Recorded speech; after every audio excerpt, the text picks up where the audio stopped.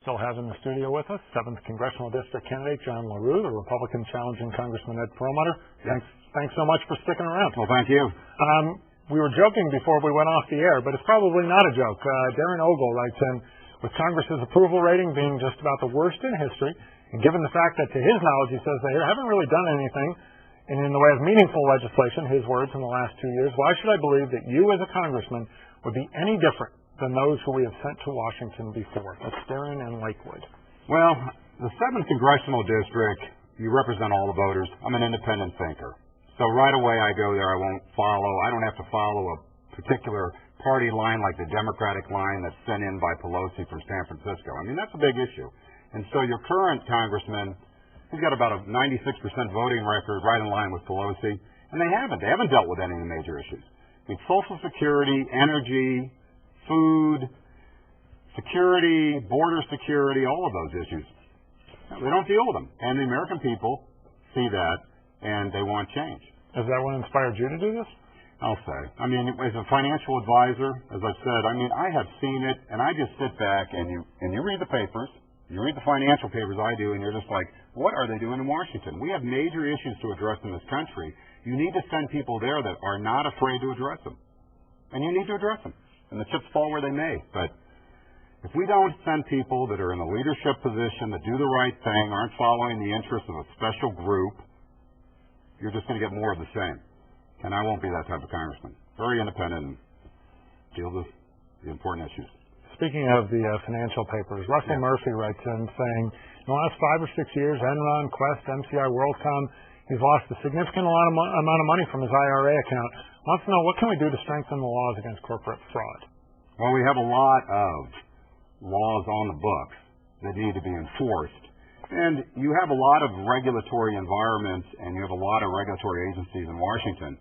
A lot of those manpower issues is a big concern on being able to provide the type of oversight you need in those areas. I mean, government serves a purpose in certain areas. And so those type of areas, such as protecting the American consumer of that type of fraud, yes, you need to definitely enforce that.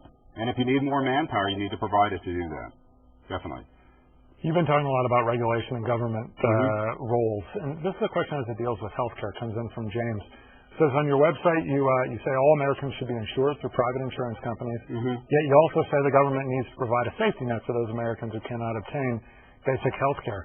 His question is, since people with pre-existing conditions are considered the most risky and most likely to be rejected by private insurers, then won't the government be in the position of having to insure the riskiest and most costly patients without the benefit of obtaining premiums from still healthy people? Now, there are a lot of concerns right now with healthcare costs. I understand that as a business owner, I pay my own premium. I pay it quarterly. I just love that big check going out.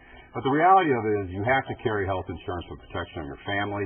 It's also very important that the current way in which they put groups together that provide the underwriting, provide the group, provide the cost, you need to open that up. You need to be able to include, I should be able to get in a group with people similar like myself, which may help with my overall cost.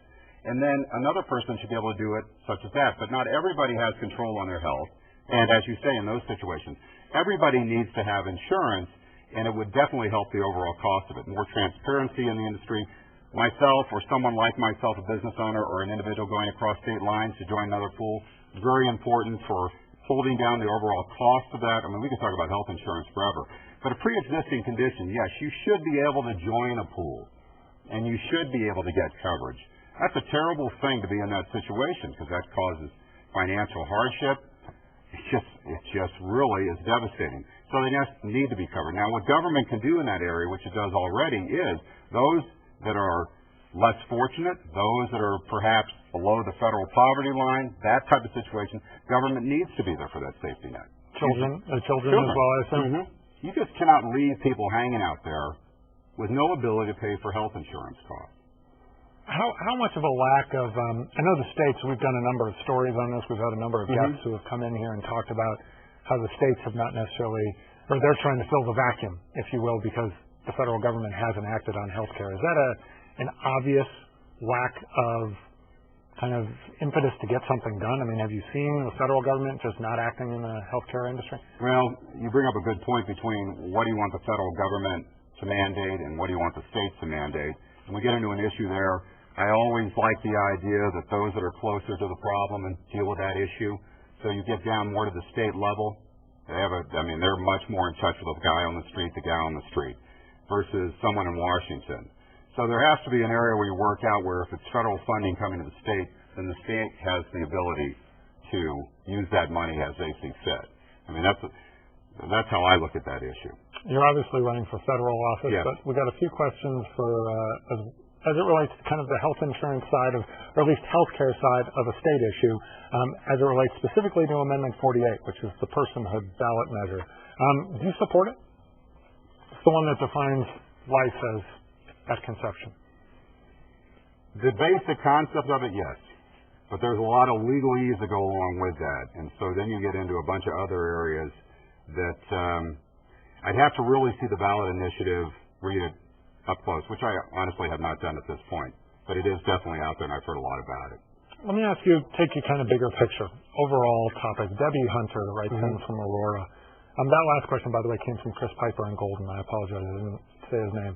Debbie Hunter in Aurora wants to know, do you feel you're better off now than you were 7 years ago? And I assume she's asking that as it relates to President Bush coming into office. And if so, why? Yes.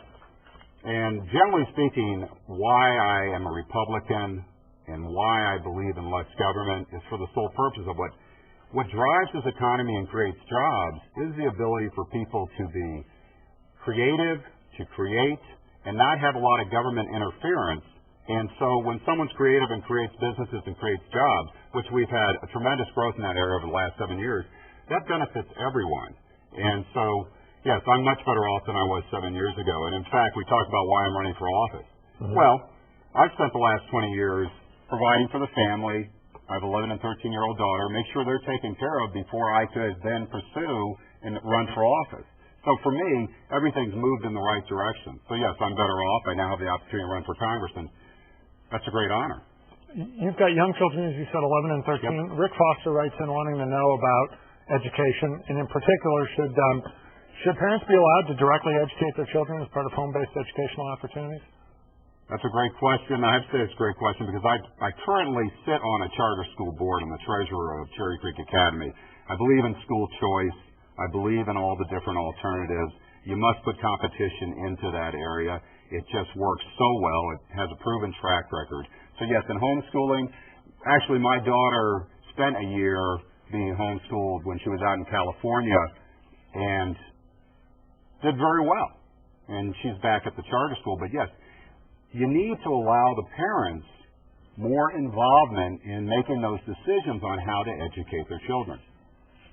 We've had, it doesn't speak, Rick's question doesn't speak directly to No Child Left Behind, but we've had some more questions asked of former Congressman Schaefer, who's now running for Senate, who voted against No Child Left Behind. Let me ask you, that issue always comes up at the federal level. Are you in favor of No Child Left Behind? Of what I understand of No Child Left Behind and how it's affected our charter school and so forth, you have a lot of issues, once again, coming down from the federal government, a lot that are mandated but not funded. But the best thing about No Child Left Behind was the accountability issue. Are we teaching our children? Are they learning the math, the English, to conduct themselves, to be able to carry on productively in life? And that accountability issue is the best thing that came out of that. So yes, I support that side of it. Last and easiest question, any other issues you wanted to touch on that we haven't touched on this time? Well, I think we should talk about just national security in general, which goes to being self-sufficient in energy, which we definitely want to do, and that's going to take a period of 5 to 20 years if we do it this time. In the 70s, I thought we were going to do it. I was a young guy. We didn't do it. We want to make sure that we definitely pursue that and become self-sufficient. It makes the dollar stronger. It makes our ability to govern stronger. It helps with the debt of this country. It has positives all along the way. Also with national security, you've got to make sure that we're protecting our borders, that we do have some type of security in place so that people come to our country legally and not illegally. All those issues are very, very strong, very concerning to me, and I just wanted to add that. All part of national security. John Lerew, 7th Congressional District Republican candidate for Congress. Thanks so much for being here. Thank you very much for having me. Thanks for joining us on a special 9news.com edition of your show. We'll see you next week.